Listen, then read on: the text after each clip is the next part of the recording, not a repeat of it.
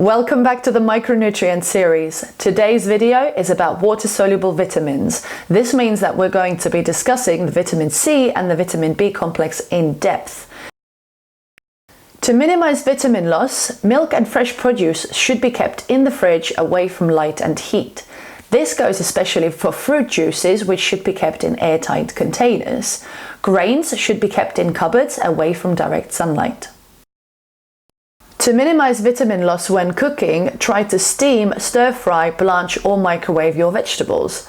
Avoid boiling and always try to keep the color vibrant.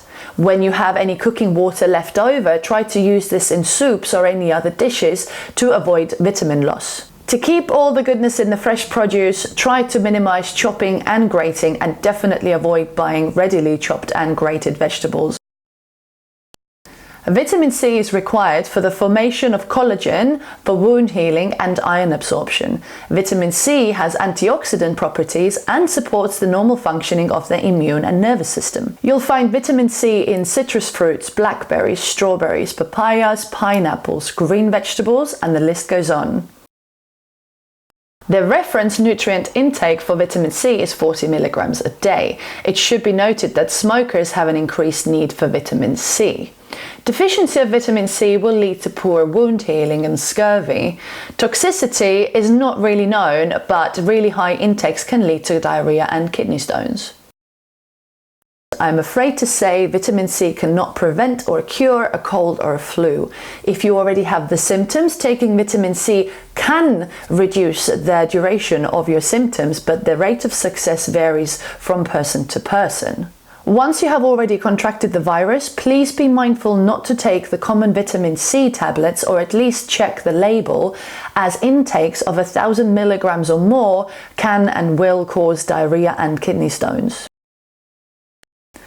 Vitamin B1 or thiamine is required to release energy from carbohydrates into our bodies.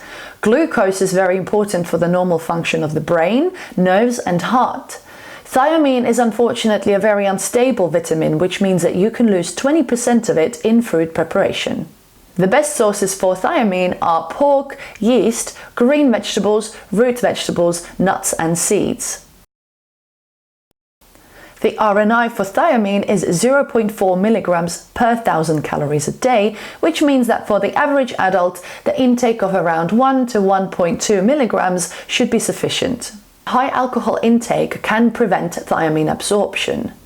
Deficiency from thiamine can take less than 2 weeks to appear, and the symptoms usually include muscle weakness and generally heavy feeling, headaches and nerve damage.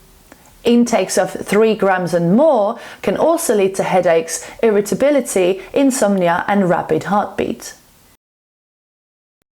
Riboflavin is required to release energy from different macronutrients, mainly fat and protein.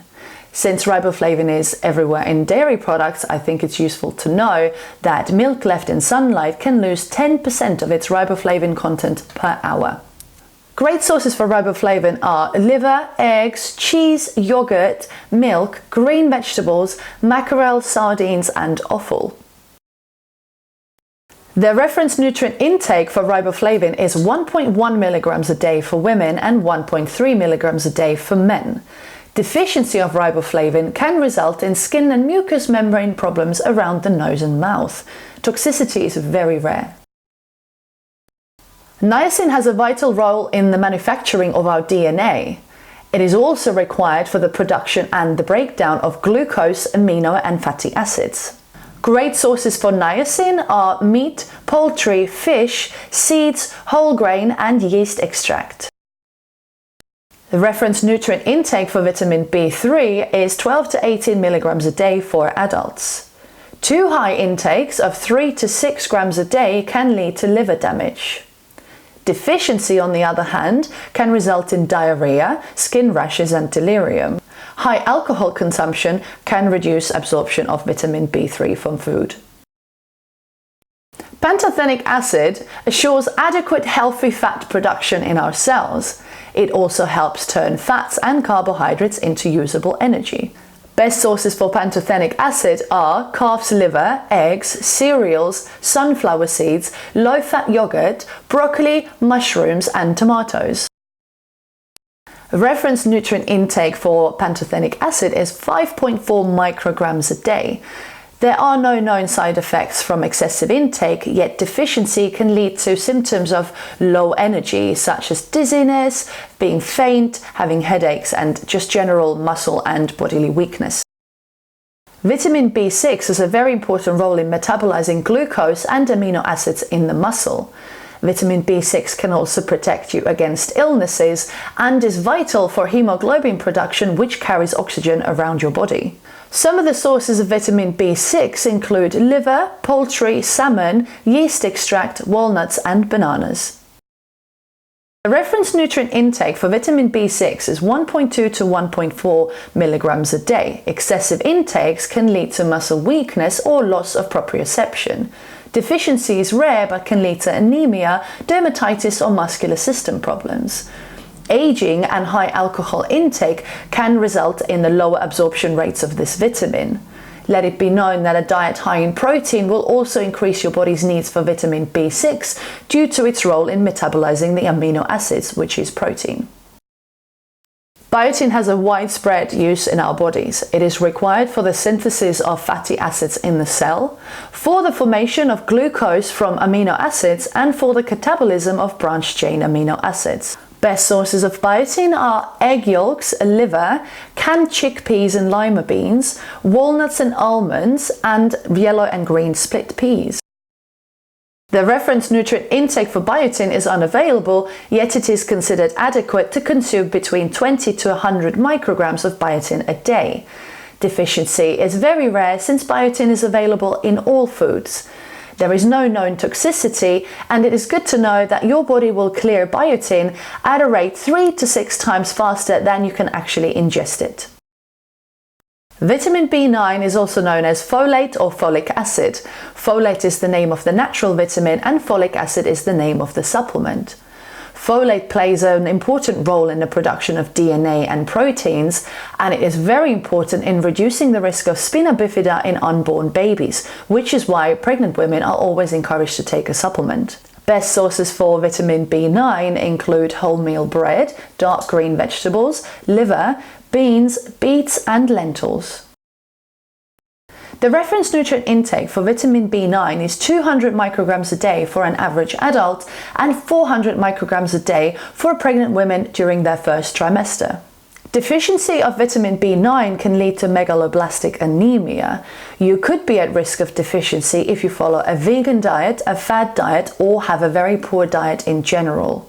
High intakes of vitamin B9 can reduce your zinc absorption, but toxicity from vitamin B9 is very rare since it's a water-soluble vitamin. Vitamin B12 is very important, especially in babies, children, and teenagers, for its vital role in the normal growth and development of our bodies. Vitamin B12 is vital for the production of DNA and metabolizing fat. Vitamin B12 is abundant in animal proteins. Some sources are liver, eggs, kidney, meat, poultry, fish, but it can also be found in yeast extract and in fortified cereals. The reference nutrient intake for vitamin B12 is 1.5 micrograms a day. Special populations such as vegans and vegetarians must ensure that they consume foods that have been fortified with vitamin B12. With that being said, deficiency of vitamin B12 can actually take years to develop and is fairly easy to treat. The reason for that being that vitamin B12 is the exception to the rule and is the only water-soluble vitamin that actually can be stored in the liver. I hope you have enjoyed the third installment of the Micronutrients series and are looking forward to the next one, which will be fat-soluble vitamins. This week I will be cooking a couple of recipes with the water-soluble vitamins just to better show you how to best utilize these vitamins in your food and how to minimize vitamin loss when cooking. I will see you in the next video. Goodbye.